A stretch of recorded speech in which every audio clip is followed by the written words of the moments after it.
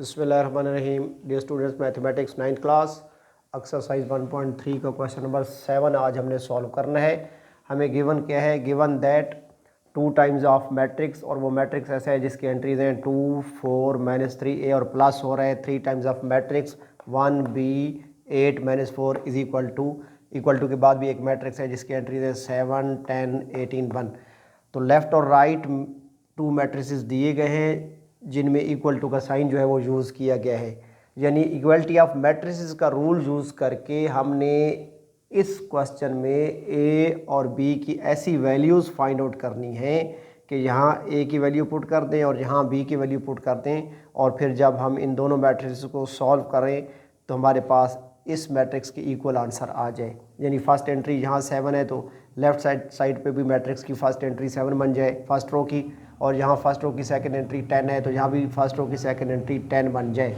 तो equality of matrices का rule use होगा। तो हमने फाइंड आउट करना है ए एंड बी। तो गिवन दैट हमारे पास जो भी गिवन है उसको हमने राइट किया हुआ है। तो अब हमने सबसे पहले लेफ़्ट हैंड साइड पे भी जो मैट्रिसेस दिए गए हैं इनको सिंगल मैट्रिक्स में कन्वर्ट करना है। तो यहाँ हमारे पास एक रियल नंबर 2 है जो मैट्रिक्स के साथ मल्टीप्लाई हो रहा है, तो multiplication of matrix by real number को रूल भी यहाँ यूज़ होगा। यानी 2 ने इस मैट्रिक्स की हर एंट्री से अलग अलग मल्टीप्लाई हो जाना है। यानी 2 से भी मल्टीप्लाई हो जाएगा, 4 से भी मल्टीप्लाई हो जाएगा, -3 से भी ए सी। तो हम सबसे पहले यहाँ पे लिख लेंगे 2 मल्टीप्लाइड बाई 2, फिर 4 मल्टीप्लाइड बाई 2, फिर -3 मल्टीप्लाइड बाई 2, फिर ए मल्टीप्लाइड बाई 2, फिर प्लस का साइन है प्लस पुट करेंगे। अब 3 ने भी इस मैट्रिक्स से मल्टीप्लाई होना है क्योंकि 3 जो है वो भी रियल नंबर है, तो multiplication of real number by a matrix.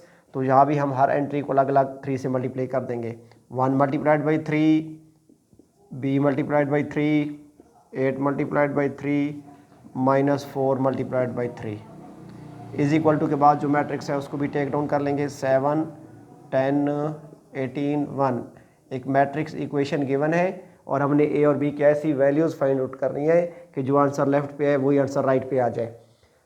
अब 2 multiplied by 2 4, 4 multiplied by 2 8, -3 multiplied by 2 plus -3 2 times 6, और 2 multiplied by A 2a, plus 1 multiplied by 3 3, b multiplied by 3 3b, 8 multiplied by 3 24, और प्लस माइनस चूँकि minus का 4 है 3 से multiply होगा तो plus minus 3 4 time 12 is equal to जो matrix equal to के बाद है उसको टेक डाउन कर लेंगे 7 10 18 1 इस मैट्रिक्स की एंट्रीज हैं।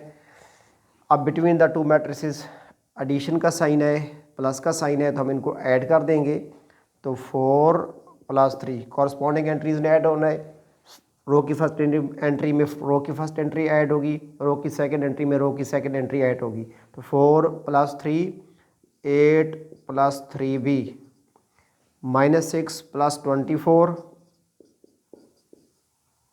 2a, और प्लस -12 2a -12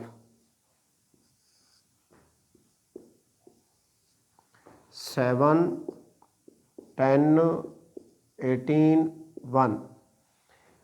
अब 4 में जब 3 को ऐड करेंगे तो 4 + 3 7, और 8 + 3b।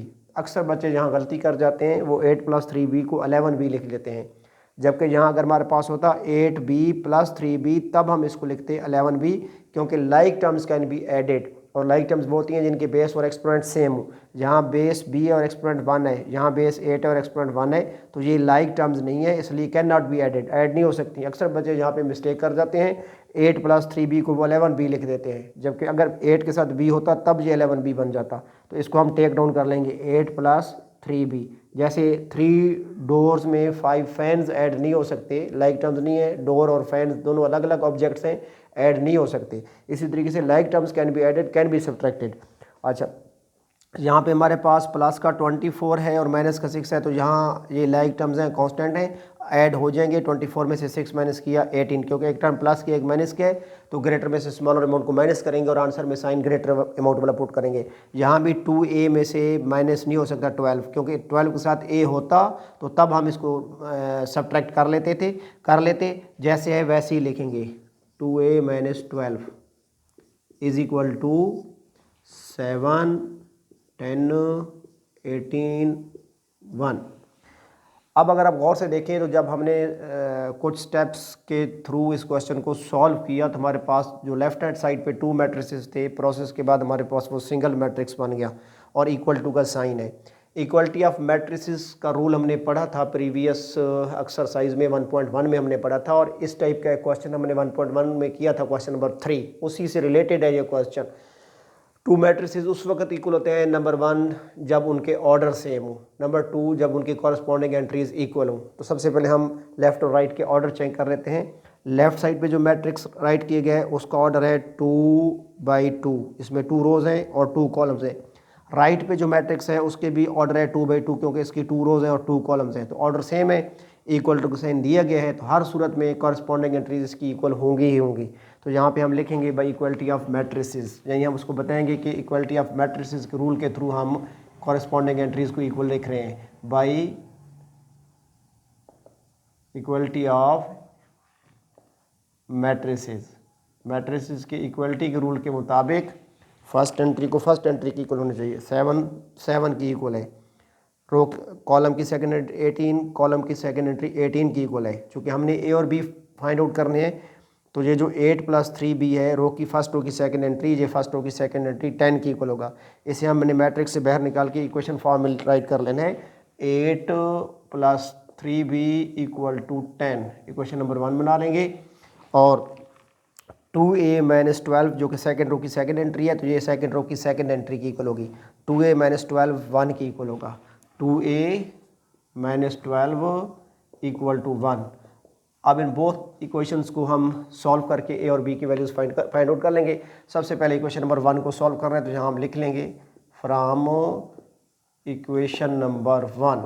इक्वेशन नंबर 1 में हमारे पास लिखा हुआ है 8 + 3b = 10। क्योंकि b की वैल्यू हमने फाइंड आउट करनी है, तो b को हमने लेफ्ट हैंड साइड पे सेपरेट करना है। तो सबसे पहले 8 को जो है हम शिफ्ट कर देंगे राइट साइड पे, तो 8 का साइन प्लस है, तो जब शिफ्ट होगा राइट पे तो माइनस हो जाएगा। 3b = 10 - 8, 10 - 8 2 होता है। अब हमने चूंकि वैल्यू b की फाइंड करनी है, हमारे पास वैल्यू आ रही है 3b की, तो ये जो 3b के साथ मल्टीप्लाई हो रहा है, इसको हमने राइट साइड पे जाके डिवाइड कर देना है, तो b आ जाएगा 2/3। अब b की वैल्यू हमने फाइंड कर ली फ्रॉम इक्वेशन नंबर 2। अब हमने a की वैल्यू फाइंड करनी है, तो इक्वेशन नंबर 2 को सॉल्व करेंगे, 2a - 12 = 1। इक्वेशन नंबर 2 यहाँ पे जो भी थी उसको राइट कर लेंगे। अब हमने चूँकि a की वैल्यू फाइंड करनी है और 2a में से 12 माइनस हो रहा है, तो 12 को हम शिफ्ट कर देंगे लेफ़्ट से राइट की तरफ, -12 है, तो हमारे पास जब हम इसको सॉल्व करेंगे तो लेफ़्ट से जब राइट की तरफ जाएगा तो +12 बन जाएगा। तो 12a = 12 + 1 13। चूँकि हमने वैल्यू a की फाइंड करनी है, हमारे पास आ रही है 12a की, तो 12 जो a के साथ मल्टीप्लाई हो रहा है, जब इसको लेफ्ट हैंड साइड पे शिफ्ट लेफ़्ट से राइट की तरफ शिफ्ट करेंगे तो राइट पे जाके जो भी नंबर है 13 उस पे जाके डिवाइड हो जाएगा। तो हमारे पास आंसर आएगा a = 13/12, 13/12। सॉरी, यहाँ पे 2a था, जबकि गलती से मैं 12 लिख गया, तो 12 नहीं होगा, 2a होगा और डिवाइडेड बाई 2 आ गया, 13/2 आ जाएगा, 13/2। तो हमारे पास a की वैल्यू आ गई 13/2। तो डियर स्टूडेंट्स, हमारा आज का क्वेश्चन कंप्लीट हो गया। सो हम उसे बता देंगे एट द एंड कि हमारे पास a की जो वैल्यू आई है वो आई है 13/2 एंड b की जो वैल्यू आई है वो हमारे पास आई है, b की वैल्यू हमने फाइंड आउट की थी 2/3। यानी ये वो 2 वैल्यूज़ हैं। अगर हम यहाँ रिप्लेस कर दें, b की जगह पे यहाँ वैल्यू पुट कर दें और a की जगह पे वो वैल्यू पुट कर दें, तो हमारे पास लेफ़्ट और राइट के मैट्रिसेस इक्वल हो जाएंगे। जैसे यहाँ पे 8 + 3b, तो b हमारे पास आया है 2/3, तो यहाँ अगर हम 2/3 पुट करें तो 3 से 3 कैंसिल हो जाएगा, तो 8 + 2 10 की इक्वल आ जाएगा। और 2a - 12 है, तो a की जगह पे हम अगर 13/2 पुट करें, 13/2 तो 2 से 2 कैंसिल हो जाएगा, तो 13 - 12 हमारे पास 1 आ जाएगा। यानी अगर हमारे पास a की वैल्यू आ जाए 13/2 और b की वैल्यू आ जाए 2/3, तो ये जो मैट्रिक्स इक्वेशन है ये सेटिस्फाइड हो जाती है। तो डियर स्टूडेंट्स, आज का हमारा टॉपिक कंप्लीट हो गया। इस क्वेश्चन की अच्छी तरीके से प्रैक्टिस कीजिएगा। खुदा हाफिज़।